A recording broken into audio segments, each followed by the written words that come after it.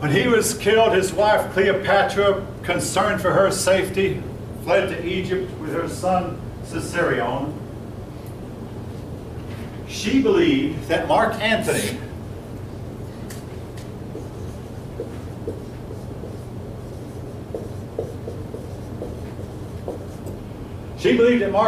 would win the fight. I mean, there came up a big fight. Mark Antony was fighting for the hegemony along with Octavian. All right, now Octavian might not be familiar with that name, but we know him as Caesar Augustus.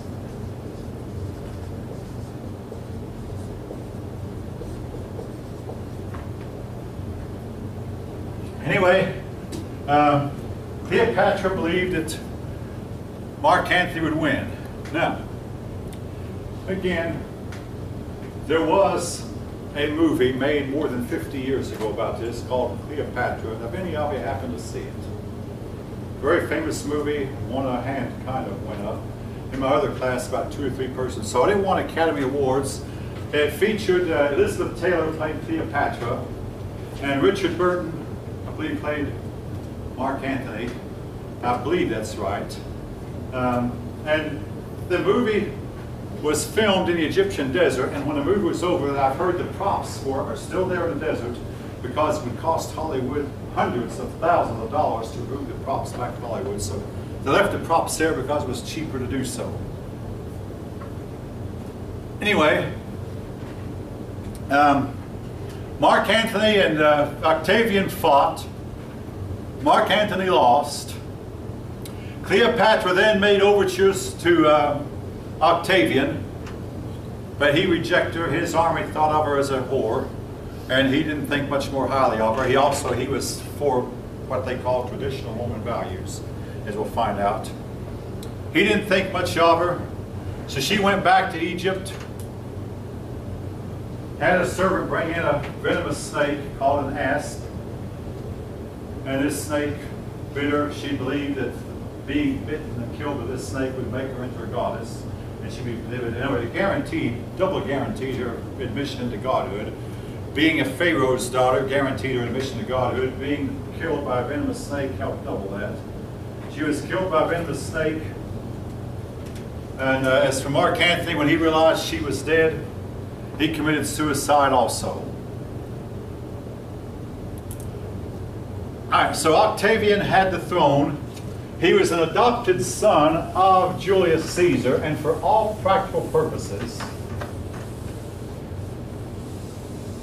the Roman people now had to put up with what they said they would never have again, a hereditary monarchy, hereditary dynasty, even though a lot of the sons of emperors were adopted and not actually blood relatives.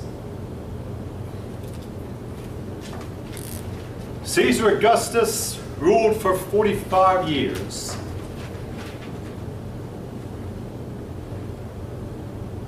One of his reforms, he maintained a standing army, and he set forth the Praetorian Guard. All this is in your book. The purpose of the Praetorian Guard was to protect him personally. It was like our Secret Service. He had decided that what happened to Julius Caesar would not happen to him. So he had the guard follow him even in the Senate chamber. And anyone who plotted assassination knew they'd have to face his highly trained and heavily armed bodyguards. So he endured for his 45 years without a serious assassination plot. That's something most of the other Roman emperors could not boast of. In the provinces, he was well liked by most people. You notice that word Praetorian Guard. Again, it's in dark, bold print.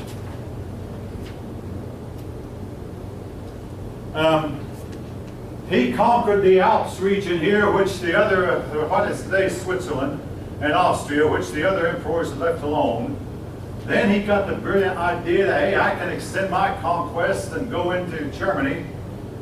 He sent a general into Germany, and the general himself and the entire legions were lost. And Caesar Augustus felt the sting of that, and for many weeks he would just simply bang his head against the door and cry, "Give me back my legions, give me back my legions."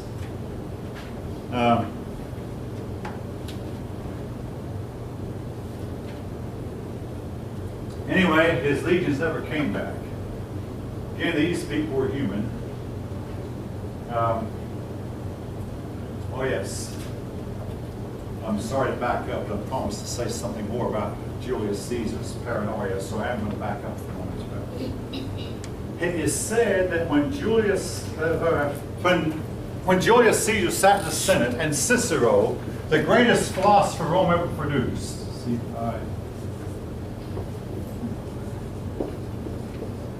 when Cicero spoke, it was said Julius Caesar trembled. What would scare Julius Caesar? I mean, other than the fact he probably was paranoid, a lot of these men are. Here's what Cicero would say on the floor of the Senate. He'd make statements like, private citizens should not have their own army. The army belongs to the state. And Caesar would sit here, oh man, I know he's hitting me. He'd make remarks that the power of the government should be distributed in the hands of several people, the whole body, and not just in the hands of one man. Again, Cicero is highly honored by today's historians because he believed in democracy, believed in the republic. Julius Caesar obviously didn't. And Julius Caesar felt that his speeches made him fear more than an army coming at him. All right, anyway, moving on. We'll come back to Cicero when we talk about Roman philosophy, so keep him in mind also. All right.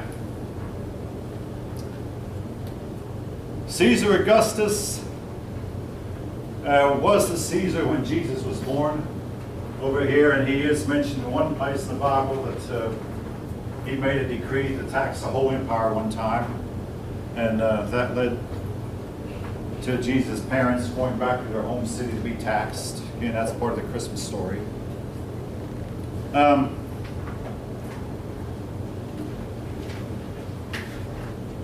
He was strongly for traditional morality. He outlawed adultery. He outlawed pornography, again, as best he could. He outlawed, as best he could, prostitution. The Romans apparently had a problem at this time with herpes. And they do nothing about how to cure it. Even today, there's no real cure, even though there are treatments. We have better medicines than they had. But there was a problem with herpes, and it was going around the empire. So he tried to stem its tide by encouraging virginity and encouraging people to remain faithful to their spouses. There was another problem that the Romans had that contributed to the lack of morality, was they'd have parties that would last all night, big drunken parties. Caesar Augustus tried to curb this by limiting the amount of money that could be spent on a party. And these laws were enforced. As best as laws like this could be enforced. Now, again, folks, I don't want to make any of this sick, but just to give you some idea of what's going on. These people would get in a party and just eat and eat and eat. Then they'd go to a nearby bathroom, regurgitate all they eat, go back and stuff themselves again, go back and regurgitate. And this greatly shortened a lot of their lives. In fact, the average lifespan of the Romans was only 22 years. Now, if you count, that's 20 if you count the infants. In other words, they had a high rate of infant mortality. Now, if you only count the persons who lived 10 years or above, I mean, if you know anything about averages, zero is really pull your averages down. If you count the person who lived 10 years and above, the average lifespan was only about 33 or 34 years. So they did not live long.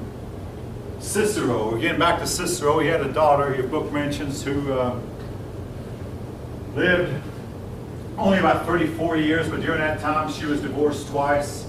And married really young, married about 14, divorced about 17, married again about 22, and divorced by about 25, and then lived unmarried for the rest of her life. Cicero himself now lived to be in his 80s. So they had persons, I mean, every generation of humans have had people who lived to be 100. It's documented. Yeah, they did have people who lived to be 100, but they were few and far between. Now, there was one group of people who averaged between 50 and 60 years, which I will talk about probably on Monday. But I'll tell you it was the Christians. And this was one of the reasons for the spread of Christianity. But their average lifespan was noticeably longer, and part of the reason was they did not party excessively, as did the typical Romans. Anyway, Caesar Augustus could see that Roman family life was dwindling. He tried to curb it, tried to stem it. Now, unfortunately, he made a huge mistake. To try to help the poor people, he tried to keep them quiet by giving them what we today call bread and circuses. In other words, keep them entertained, give them gladiatorial shows, give them circuses, feed them, and they'll be happy. What this did was, with so many idle poor people to feed, trade fell off. It generally cost the Romans prosperity. And it was as great as they were, they might have been better off, and guaranteed that the poor people remain poor. I mean, you know, why work when you're going to be fed anyway? He did not see that this was such a bad idea, so he and the emperors who came after him were in large part to continue the policy of giving the people bread and circuses. Caesar Augustus also appointed, this started with Julius Caesar, but they appointed most of the officials in the provinces. Caesar Augustus much more so than Julius Caesar. And for instance, in Judea, Caesar Augustus appointed Herod, and then later he was to appoint Pontius Pilate as governors of Judea. But he began appointing the people over the provinces. Well,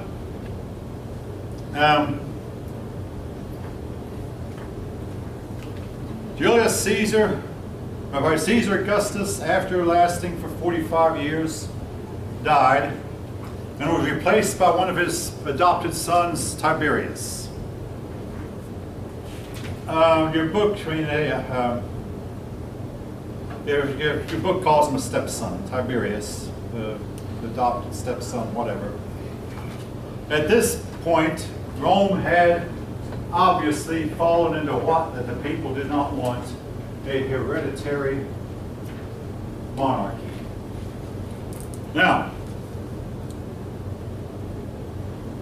your book barely mentions Tiberius, so I won't mention him either. But one I will mention was a very bad ruler named Nero.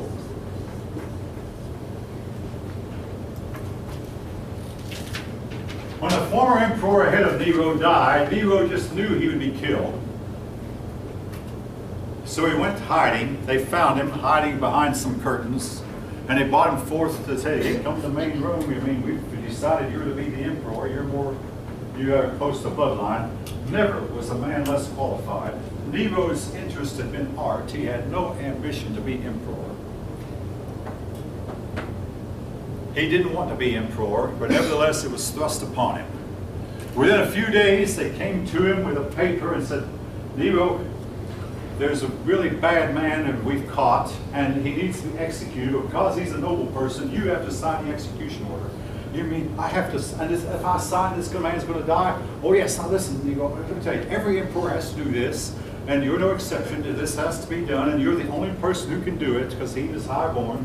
Sign this order right here so we can proceed with the execution. Nero said, "I wish I would never have learned to write." Now, in view of what happened later, I mean, you wonder, but this is where it started. He signed his first execution order. Later he got to where he was signing them without even a twang of conscience. Anyway, time went on, and to make a long story short, Nero spent a lot of his time in the plays, acting in a theater, didn't spend much time with the business of Rome.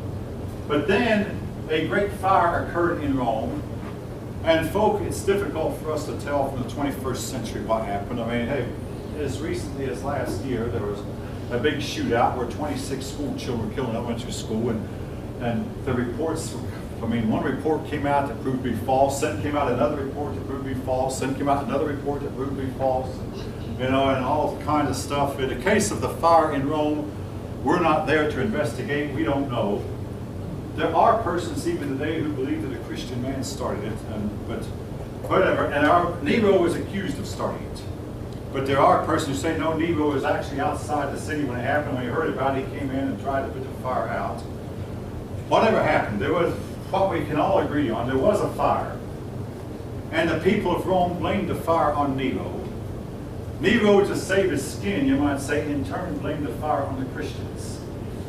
And he started the first empire-wide persecution of Christians. Now, the Christians have been persecuted before, but it's been local, sporadic and local. But he started the first empire-wide persecution of Christians that was to last for some 250 years. Now, not every Roman emperor after Nero persecuted the Christians equally. Some left them alone, and some persecuted them really hard. Some were mild-mannered, some were firm, but he began the first systematic persecution of Christians. Nevertheless, the people of Rome got tired of him, and when they realized, hey, we can't stand him anymore, he finally realized that his own army was turning against him, the whole country was turning against him. He stabbed himself, saying, "What an artist dies in me." He goes down in history as one of the worst rulers the world has ever seen until modern times. Now again, with modern times, you run into men like Adolf Hitler, Benito Mussolini, Joseph Stalin, Saddam Hussein, and they might have been worse.